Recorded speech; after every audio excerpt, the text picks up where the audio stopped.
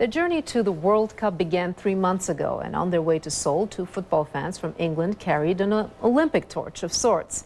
Here's Tim Lister to bounce around that story. A pair of Englishmen reached their holy grail, the World Cup Stadium in Seoul.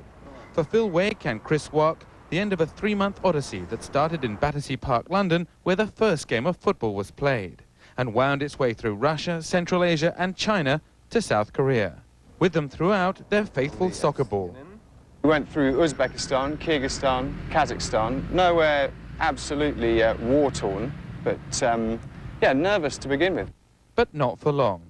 We had a little Russian translation of what our trip was about, the idea of an Olympic torch for the World Cup, and people would just warm to that and would end up playing football in the streets with the local people and using a minaret as a goalpost at one point.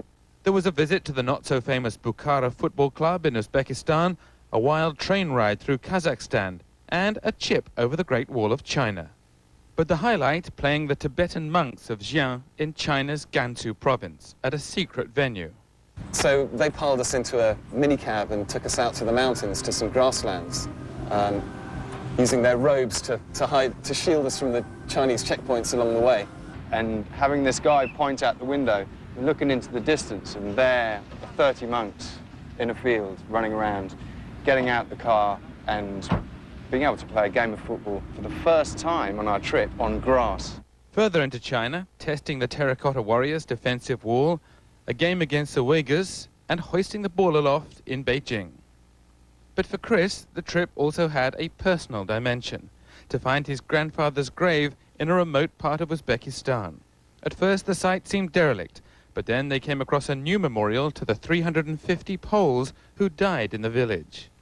And so everyone's name who died there was on marble slabs. And yeah, it was a stunning moment to walk in there and see my grandfather's name engraved in the marble. A moment I'll never forget. Now Chris and Phil want the famous ball, signed by scores of people along the way, including Russian striker Titov and this World Cup referee, to be football's equivalent of the Olympic torch. Oh, and please, could they kick it around in the World Cup Stadium in Seoul? Just for 5 minutes? Tim Lister, CNN, Seoul.